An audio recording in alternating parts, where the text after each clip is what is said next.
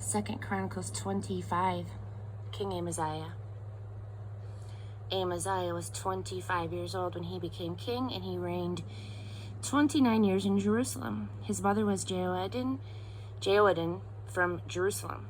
He lived well before God, doing the right thing for the most part. But he wasn't wholeheartedly devoted to God. When he had the affairs of the kingdom well in hand, he executed the palace guard who had assassinated his father the king. But he did not kill the sons of the assassins. He was mindful of what God commanded in the revelation of Moses, that parents should not be executed for their children's sins, nor children for their parents. We each pay personally for our own sins. Amaziah organized Judah and sorted out Judah and Benjamin by families and by military units. Men 20 years and older had to register. They ended up with 300,000 judged capable of military service. In addition, he hired 100,000 soldiers from Israel in the north at a cost of about 4.5 tons of silver. A holy man showed up and said, "No, O king, don't let those northern Israelite soldiers into your army. God is not on their side, nor with any of the Ephraimites. Instead, you go by yourself and be strong. God and only God has the power to help or hurt your cause." But Amaziah said to the holy man, "But what about all this money? These tons of silver that I've already paid out to hire these men?" "God's help is worth far more to you than that," said the holy man.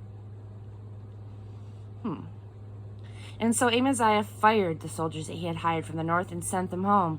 They were very angry at losing their jobs and went home seething. But Amaziah was optimistic. He led his troops into the valley of Salt, and he killed 10,000 men of Seir. They took another 10,000 as prisoners, led them to the top of the rock, and pushed them off a cliff. They all died in the fall, smashed on the rocks. But the troops that Amaziah had dismissed from his army, angry over their lost opportunity for plunder, rampaged through the towns of Judah all the way from Samaria to Beth-horon, killing 3,000 people and taking much plunder.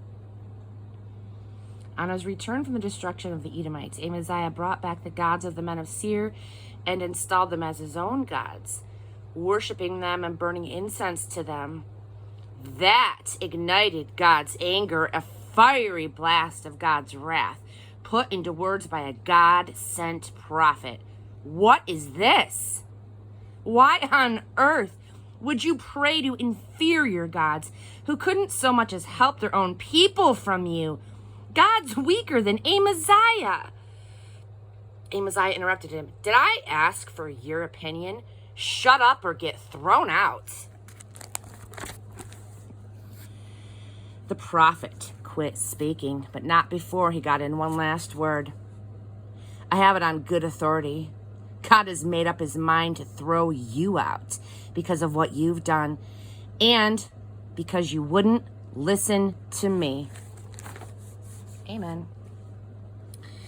One day Amaziah sent envoys to Joash, son of Jehoahaz, the son of Jehu, king of Israel, challenging him to a fight. "Come and meet with me, I dare you. Let's have it out face to face." Joash, king of Israel, replied to Amaziah, king of Judah. "One day, a thistle in Lebanon sent word to a cedar in Lebanon, 'Give your daughter to my son in marriage.' But then a wild animal of Lebanon passed by and stepped on a thistle, crushing it. Just because you've defeated Edom in battle, you now think you're a big shot. Go ahead and be proud, but stay home. Why press your luck? Why bring defeat on yourself in Judah?" Amaziah would not take no for an answer. God had already decided to let Joash defeat him because he had defected to the gods of Edom. Amen. And so Joash, king of Israel, came on ahead and confronted Amaziah, king of Judah. They met at Beth Shemesh, a town of Judah. Judah was thoroughly beaten by Israel. All of the soldiers straggled home in defeat. Joash, king of Israel, captured Amaziah, king of Judah, the son of Joash, the son of Ahaziah, at Beth Shemesh. But Jehoash didn't stop at that. He went on to attack Jerusalem. He demolished the wall of Jerusalem all the way from the Ephraim gate to the corner gate, a stretch of about 600 feet.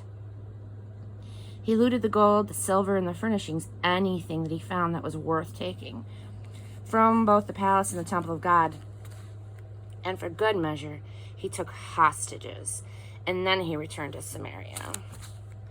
Amaziah, son of Joash, king of Judah, continued as king 15 years after the death of Jehoash, son of Jehoahaz, the king of Israel. The rest of the life and the times of Amaziah from start to finish is written in the royal annals of the kings of Judah and Israel. During those last days, after Amaziah had defected from God, they cooked up a plot against Amaziah in Jerusalem, and he had to flee to Lachish. But they tracked him down in Lachish and killed him there. They brought him back on horseback and buried him in Jerusalem with his ancestors in the city of David.